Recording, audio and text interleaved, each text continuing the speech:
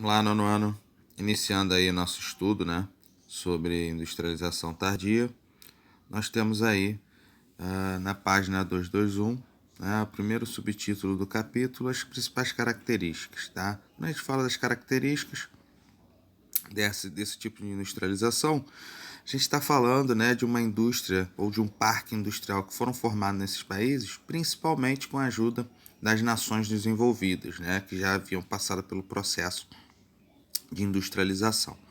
É chamado de tardio porque só ocorre a partir do século XX. A maior parte das nações já industrializadas passaram por esse processo ao longo do século XIX, né? E dentre as características que a gente vai ter é a forte dependência dos países subdesenvolvidos às nações mais ricas para esse processo industrial.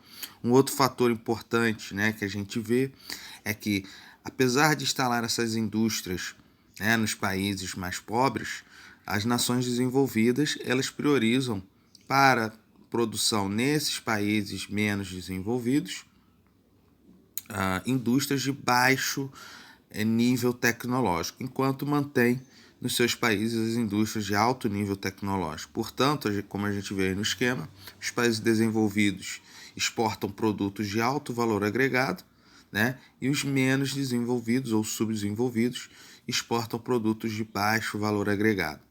Paralelo ao processo de industrialização, a gente teve uma urbanização intensa, né, acelerada e desordenada, que resultou num forte êxodo rural, né, num movimento populacional de saída do campo para as cidades. Tá? As cidades não suportaram esse grande fluxo de pessoas e, por consequência, nós tivemos um grande inchaço urbano, né, resultando aí no aumento de áreas de moradia em áreas irregulares, aumento no nível do desemprego e principalmente, né, o aumento das desigualdades socioeconômicas. Beleza?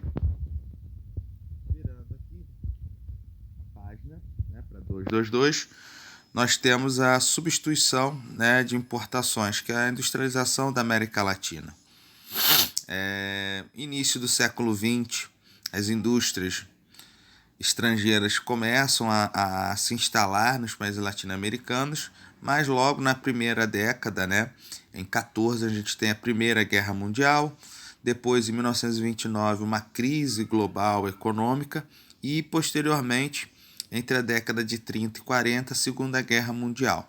Devido a esses acontecimentos, esses países da América Latina foram obrigados a iniciar uma industrialização sem a ajuda, né, ou continuar a sua industrialização sem a ajuda das grandes potências.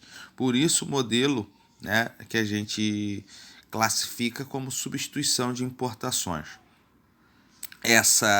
Esse modelo ele perdura até o fim da Segunda Guerra, quando, né, normaliza novamente a produção industrial mundial e as grandes indústrias estrangeiras passam a se instalar nos países da América Latina, principalmente, né, nesse primeiro momento.